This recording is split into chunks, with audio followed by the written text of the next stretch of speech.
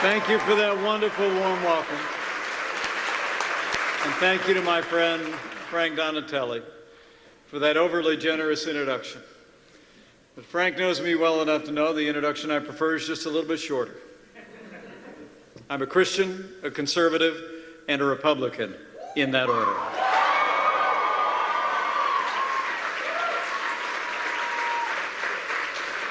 And it's a great honor to be here tonight to address the rising generation of conservative leaders, men and women of the Young America's Foundation here at the 39th National Conservative Student Conference. Give yourselves a round of applause. You're going to be making a difference in America for a long time.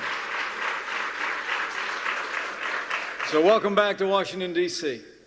And before I get started, I bring greetings this evening from a friend of mine, a man who's been fighting every day for common sense conservative values from the very heart of the White House in the Oval Office. I bring greetings from the 45th President of the United States of America, President Donald Trump.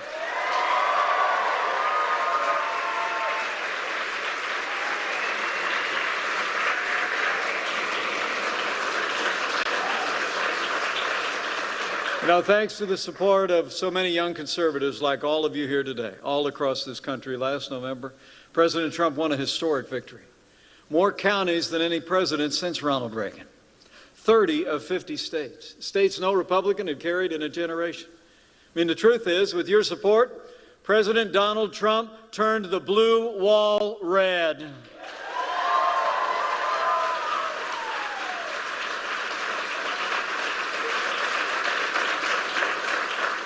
And I came here tonight just to pay a debt of gratitude to all of you who helped elect a president who's fighting every day for the values and the ideals that unite us, and fighting every day to keep the promises that he made to the American people.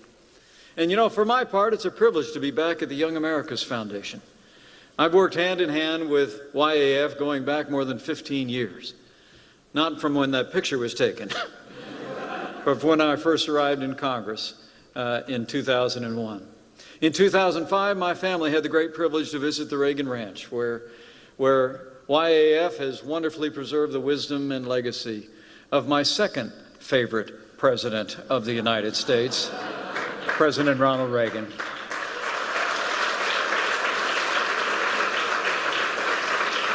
But I have to tell you, as I ran into Ron and Frank backstage, thinking of all the years that we stood together and all the encouragement they've been to me as a conservative, I just can't tell you how genuinely humbling it is for me to think that I'm standing before you today because of their encouragement and support, and because of folks like you all over this country, and because of the confidence and generosity of our new president, that I stand before you today as the 48th Vice President of the United States of America. So on behalf of my family, thank you for the opportunity to serve.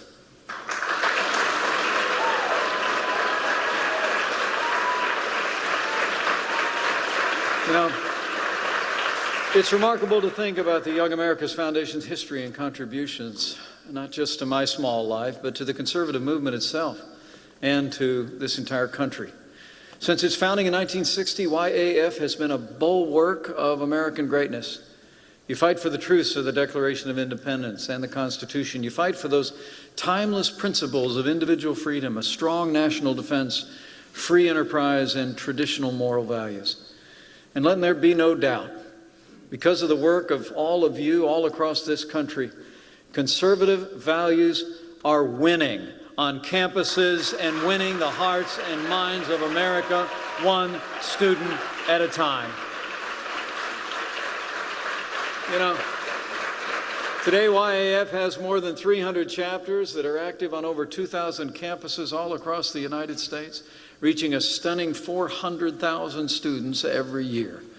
You run so many noteworthy projects and programs, but I especially like to thank you particularly for your heroic work promoting and standing for freedom of expression and the free exchange of ideas on the campuses across this country.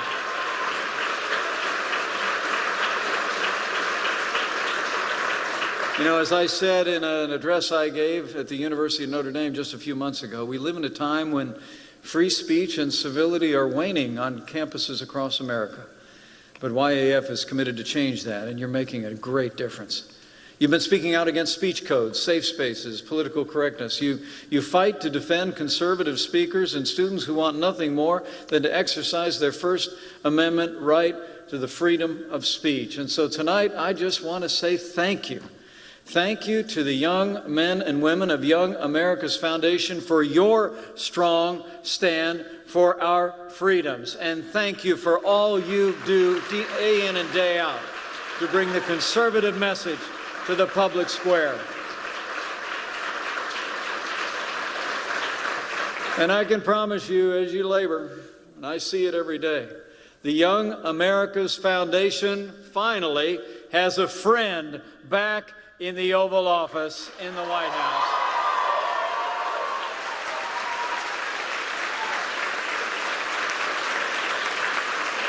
President Donald Trump's been fighting every day for the conservative vision, the conservative values that you and I hold dear. President Trump has given voice, I believe, to the aspirations and frustrations of the American people like no leader since President Ronald Reagan. And our president has gone right to work putting men and women into a cabinet, into this administration that have been advancing that agenda with consistency and with courage. I mean, I got to tell you, I think President Donald Trump has assembled the strongest conservative cabinet in my lifetime, bar none. I mean, think about it. I mean, how about Ambassador Nikki Haley to the United Nations?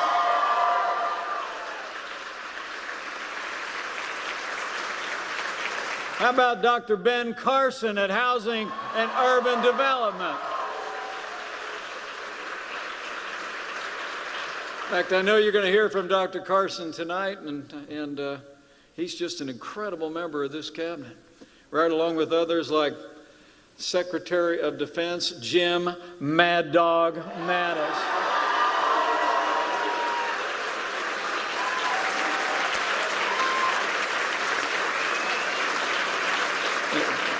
You know, you go around that cabinet table, people like Betsy DeVos and others, it speaks volumes about this president's commitment to surrounding himself with extraordinary men and women as a part of this administration's team.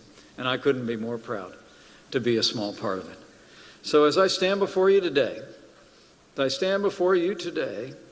I'm deeply humbled to be able to report to you that not just in assembling this team, but since day one of this administration, this president has been putting conservative principles into practice to strengthen America at home and abroad so that your generation can live in a country that is prosperous, safe, and free, and is built on the highest ideals of the American experience. I mean, just look at what our president has done to get the American economy moving again already. President Trump, I'm pleased to report, has actually signed more laws cutting through federal red tape than any president in American history. This president has been unleashing American energy after years of frustration by a liberal administration, like when he authorized the construction of the Keystone and Dakota pipelines and begun to roll back the Clean Power Plan. You know, the truth is, under President Donald Trump, the war on coal is over. And this president has been putting America first, like when he announced that the United States of America officially today notified the United Nations that we are withdrawing from the Paris Climate Accord.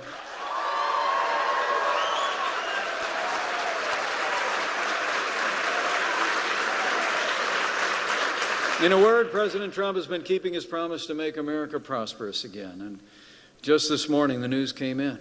Did you hear about it?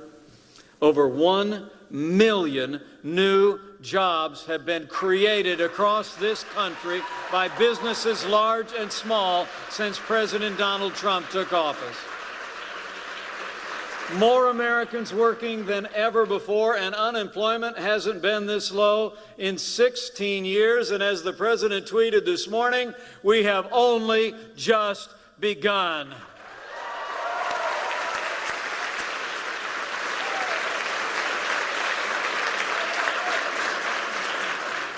But as important as our prosperity is, this President knows that security is the foundation of our prosperity.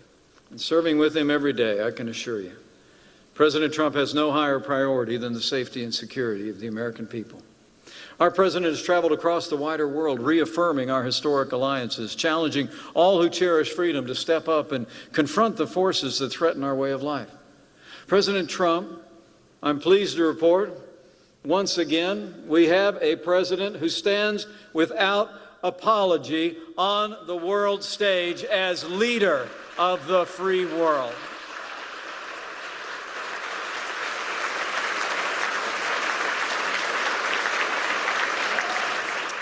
And I have to tell you, more personal to me, as the proud father of a United States Marine, I couldn't be more grateful to serve as Vice President to a President who cares so deeply about the men and women of the armed forces of the United States, their families, and our veterans.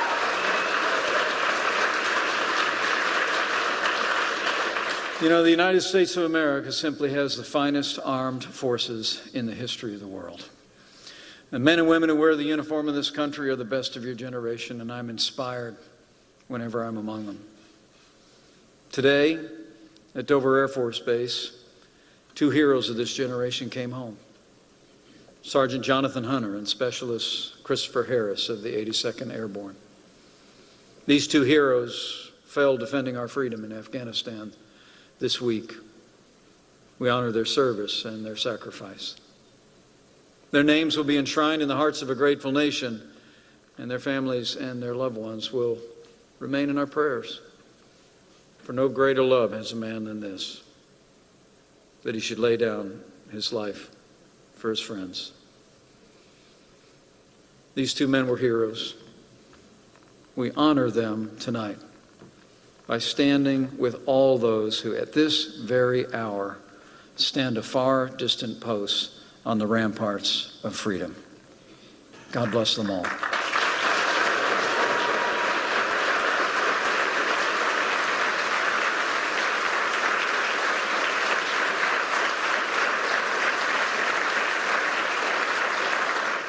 And we honor them through our tributes, but we also honor them through our actions.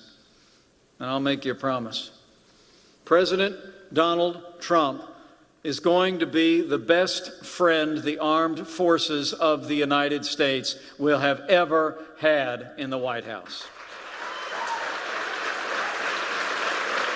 I mean, think about it.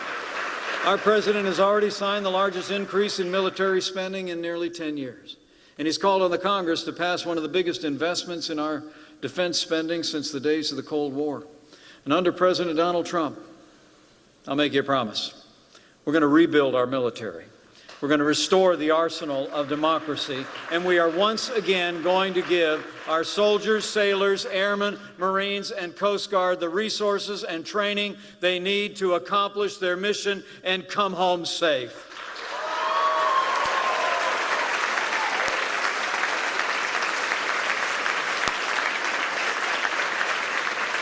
And with the leadership of this Commander-in-Chief, I'm proud to report our armed forces are taking the fight to our enemy on our terms, on their soil.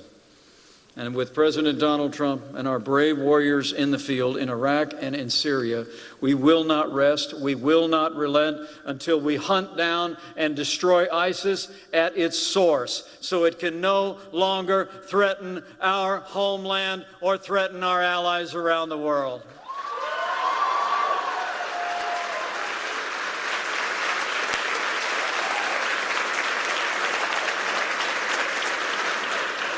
And when it comes to security at home, our president's been busy as well, securing our borders, enforcing our laws, removing dangerous criminal illegal aliens from our streets, gang members, drug dealers, and violent criminal gangs like MS-13. And I'm pleased to report, under President Donald Trump's leadership and the efforts of our Homeland Security, illegal immigrant crossings on our southern border are down more than 60% since the first day of 2017.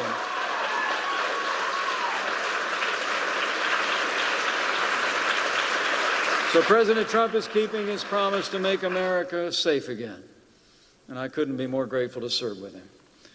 But frankly, let me say from my heart how meaningful it is for me to serve with a president who stands without apology for the sanctity of human life.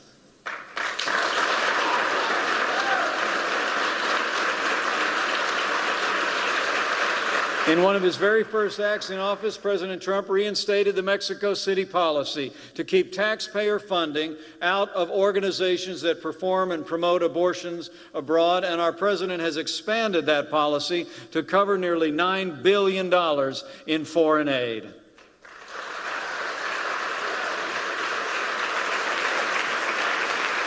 And President Trump has empowered states to withhold federal funding from abortion providers like Planned Parenthood. And I'm humbled to say at the President's direction, I was able to cast the tie-breaking vote in the Senate to allow states to defund Planned Parenthood.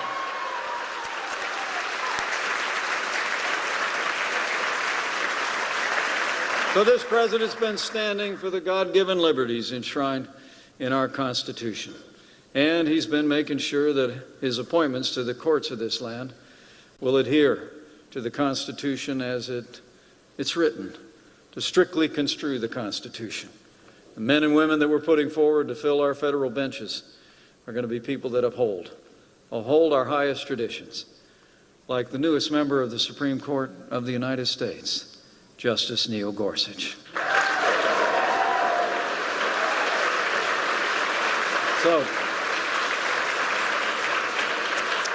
So it's about jobs and prosperity. It's about security at home and abroad. It's about our fundamental liberties, and it's strengthening America each and every day. President Trump has done all that and more, and it's been only a little more than 6 months. But as the president likes to say at this White House, that's just what we call a good start. Truth is, we got a lot more work to do. My fellow conservatives, let me assure you. Job one for this administration going forward is we're going to fight every day to keep the promise we made, and we're going to repeal and replace Obamacare. Now, last week it was clear that the Senate wasn't quite ready to keep that promise to the American people when they fell one vote short of moving forward on a bill to repeal and replace this disastrous policy. The truth is, every day Obamacare survives is another day the American people struggle. When Obamacare passed, we heard a lot of promises, you remember? We heard if you like your doctor, you can keep it. Not true. We heard if you like your health insurance, you could keep it. Not true. We heard that the cost of health insurance was going to go down. That one sure wasn't true. In fact, we were promised that families would save up to $2,500 in health insurance premiums if this thing became law about 7 years ago. And the truth is, the average Obamacare plan today costs nearly $3,000 more than a plan did in 2013. And while premiums are soaring, choices are plummeting. Next year, at least 40% of American counties, including 9 whole states, will have only one choice of a health insurance provider, meaning they'll essentially have no choice at all. Even worse, many counties will have no health insurance providers whatsoever in 2018 all across this country.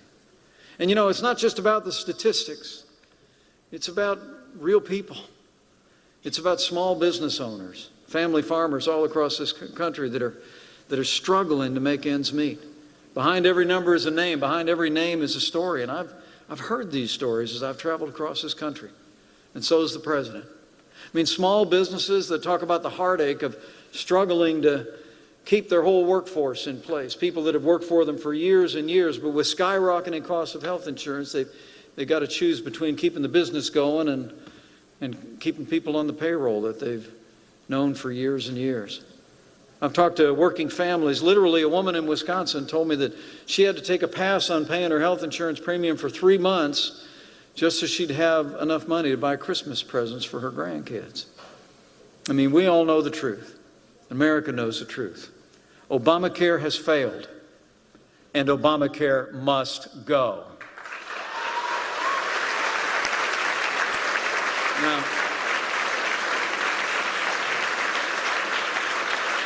Now, the President and I were disappointed when the Senate came up short from finishing what the House of Representatives had started. In fact, the President said that every single one of those Democrats in the Senate and just a handful of Republicans, in his words, let the American people down.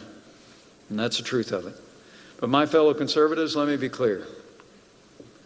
This ain't over. This ain't over by a long shot. And President Trump are absolutely committed to keep our promise to the American people. We were not elected to save Obamacare. We were elected to repeal and replace it. And you can know with confidence that President Donald Trump and I are going to fight every day until we end the Obamacare nightmare once and for all.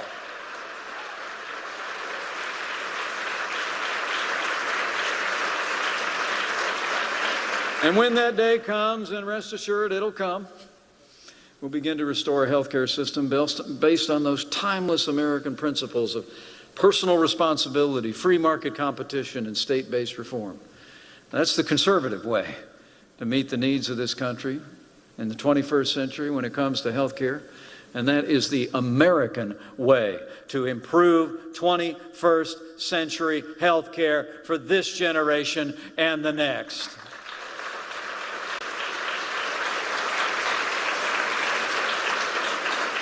And while we're working with this Congress to act on health care, I'll make you another promise.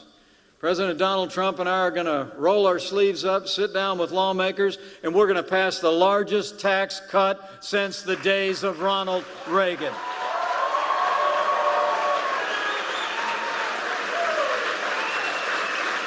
We're going to cut taxes across the board for working families, small businesses, and family farms. And President Trump is going to cut business taxes in America so American corporations can compete with companies around the world to create good-paying jobs right here in the good old USA.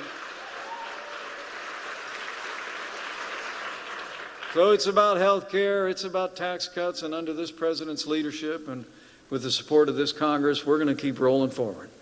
We'll make those historic investments in national defense to make America stronger and safer than ever before. We'll keep reining in those unelected bureaucrats so they can't cripple our economy from the comfort of those taxpayer-funded metal desks. We'll enact real education reform to give families more choices and make it possible for every child to be able to go to the school of their choice and have access to a world-class education every child deserves. There's a lot of work to do. But I know I'm looking at a lot of young people that are anxious to get to it. So to this rising generation of conservative leaders, I'll tell you, you picked a great time to show up.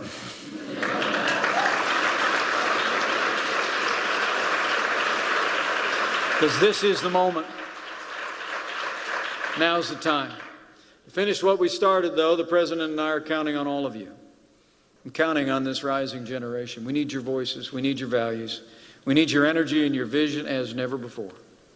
As this rising generation of American leaders, you know that your future, the future of this country, depends on what we do in the days ahead. No one has more stake in it than you. You know, it was President Reagan who memorably said, "Freedom is never more than one generation away from extinction." This rings just as true today as it did a half a century ago when he said it. So I came here tonight really to encourage you to keep standing up, keep speaking out. Let your voices be heard with your peers and your colleagues. Go out there and keep advocating without apology, with cheerfulness, the common sense conservative message that this country longs to hear. And from this day forward, the President and I are going to have to count on every ounce of your energy, your enthusiasm, your courage, your conviction, and your passion. And I know we'll have it. But there's one more thing I might ask of you if you're so inclined. You know, this is a very challenging time in the life of our nation. Widening and unknowable threats around the world. Too much division here at home. an economy that's now beginning to get on its feet after years of struggling under the weight of big government. And I would just say, as you leave here from this great conference energized, hearing all these speakers that you've heard this week, and you go back to your homes and go back to your schools renewed in your determination to make a difference for conservative values, I'd encourage you, if you're inclined to bow the head and bend the knee, it'd be a good time to do that too. The truth is, it's a good time to pray for America, because America matters far beyond our shores. I mean, and when I tell you to pray for America, I'm not so much talking about an agenda or a party, but really just pray for this country. Abraham Lincoln, I thought, had it pretty right. He was asked in his time if he thought God was on his side, and he said, you know, I rather concern myself more with whether we're on God's side than whether God is on our side. So just pray for this country. Pray for all who serve her in every capacity. Because I truly do believe those ancient words of millennia ago are as true today as they've ever been. Words that Americans have clung to in much more challenging times than these. That if his people, who are called by his name, will humble themselves and pray, he'll hear from heaven. And he'll heal this land, this one nation, under God, indivisible, with liberty and justice for all.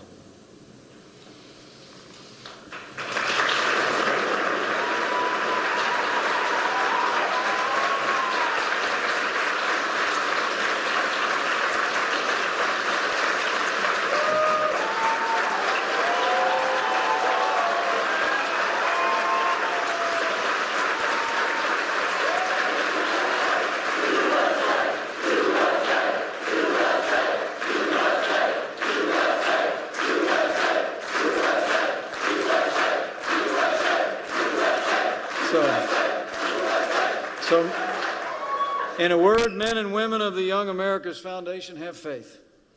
Have faith in the principles that you hold in your hearts that brought you to this place today.